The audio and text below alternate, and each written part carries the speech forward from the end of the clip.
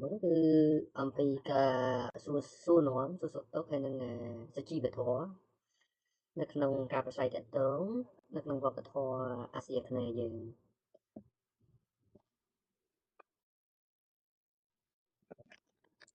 របៀប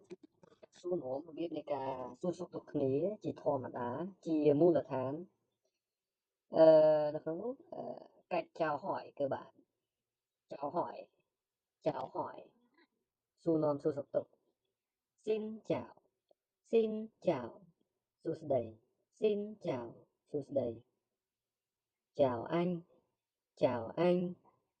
chào chị chào anh làក្នុងភាសាវៀតណាមនេះអញមានន័យថាបងប្រុសហើយchịនេះគឺបងស្រីចំពោះពាក្យ chào នេះគឺសួស្តីជាការពិតទៅនៅក្នុងកន្លែងនេះយើងចោលអញចោលchịនេះក៏បានដែរប៉ុន្តែបើយើងចង់លក្ខណៈថាយើងចង់ឲ្យវា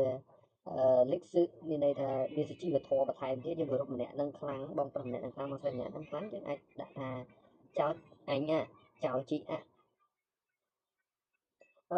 បន្តមកទៀតតើតើនឹងប្រយោគថាបាក់ខ្វែខឹងតើអ្នកសុខសប្បាយទេបាក់ខ្វែខឹង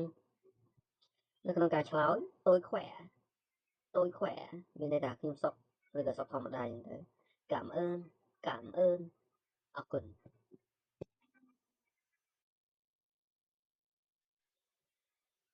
នៅក្នុងសុជីវធម៌រាល់ថ្ងៃការប្រើប្រាស់រាល់ថ្ងៃយើងនឹងជួបពាក្យមួយចំនួនដូចជាពាក្យថាcảm ơnអរគុណ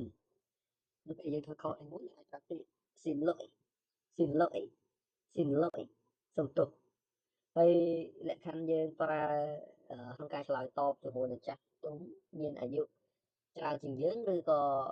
លក្ខណៈដែលយើងប្រើសុជីវធម៌ចំពោះមនុស្សអាយុស្មើគ្នាឬក៏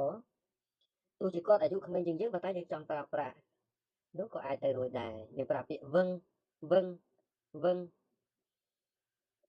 អាក់បើសិនជាគាត់ហ្នឹងអាយុច្រើនជាងយើងហើយយើងចង់ប្រើពាក្យដែលមានសុជីវធម៌គឺវឹងអាក់វឹងអាក់ក៏បានដែរ